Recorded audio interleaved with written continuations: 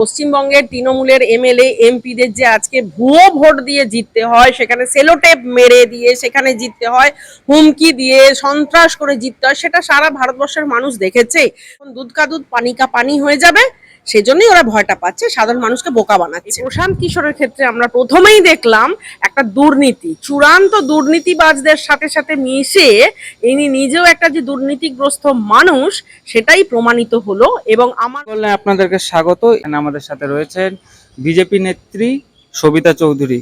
এই মুহূর্তে ম্যাডাম সবচেয়ে যেটা বড় খবর উঠে আসছে যে ভোট কুশলী, তৃণমূলের ভোট কুশলী প্রশান্ত কিশোর বিহার এবং পশ্চিমবঙ্গের দুই জায়গাতেই ওনার নাম রয়েছে, কি বলবেন?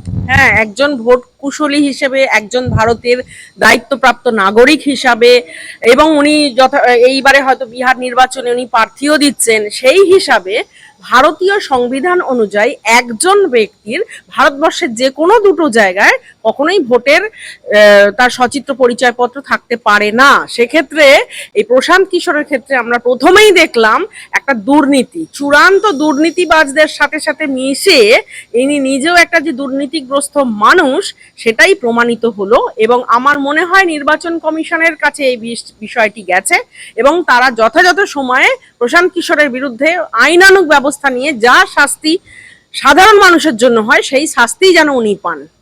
তৃণমূল বলছে এসআইআর নাম করে বিরোধী ভোটারের নাম বাদ দিতে চাইছে বিজেপি। একেবারেই তা নয়। এসআইআর প্রক্রিয়া আগেও হয়েছে, বর্তমানে হচ্ছে এবং আগামী দিনেও হবে। একজন জেনুইন ভোটারও এই এসআইআর প্রক্রিয়ার মাধ্যমে বাদ যাবেন না।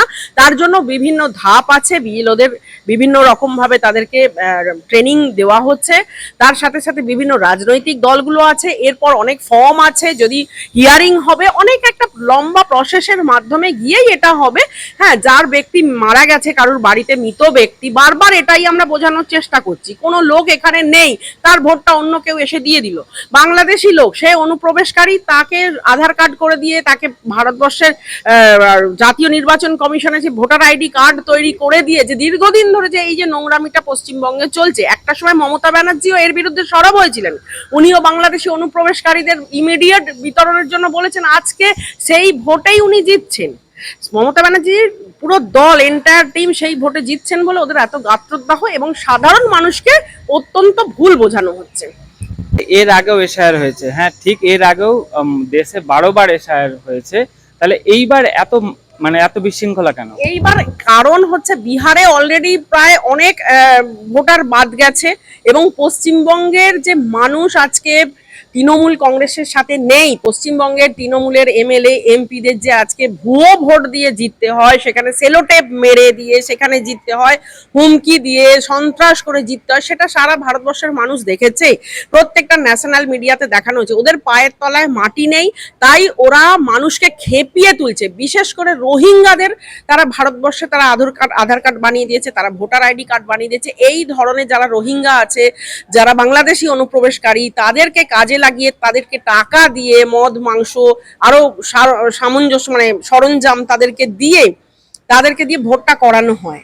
পায়ের তলা থেকে মাটি সরে গেছে, এখন দুধ কা দুধ পানি কা পানি হয়ে যাবে, সেজন্যই ওরা ভয়টা পাচ্ছে, সাধারণ মানুষকে বোকা বানাচ্ছে। বিহারের কথা যে বলছেন, বিহারের নির্বাচন কমিশনকে কাঠগড়ায় দাঁড় করিয়েছিল বিরোধীরা, এই রাজ্যেও কি সেটা হবে? এ রাজ্যে তো অনেকবার চেষ্টা করেছে, বিভিন্ন ভাবে তো চেষ্টা করেছে আটকানো যায়, যাতে এখন রাস্তায় কিছু রোহিঙ্গাদের নামিয়ে মিটিং মিছিল করছে, ভয় দেখাচ্ছে, নির্বাচন কমিশনের আধিকারিকদের নানা রকম ভাবে ভয় দেখাচ্ছে, কিন্তু এটা কোনোটাই ফলপ্রসূ হবে না। এবং পশ্চিমবঙ্গে যদি এই ধরনের বিষয়বস্তু করার ওরা চেষ্টা করে, তাহলে নির্বাচন কমিশন সেদিকে সজাগ আছে। দরকার হলে আধা সেনা নেমে বিএলওদের প্রোটেকশন দেওয়া হবে, নির্বাচন আধিকারিক যারা কমিশন যারা আছেন তাদেরকে প্রোটেকশন দিয়ে করানো হবে, কিন্তু প্রসেস একদম চালু হয়ে গেছে, এটা হবেই।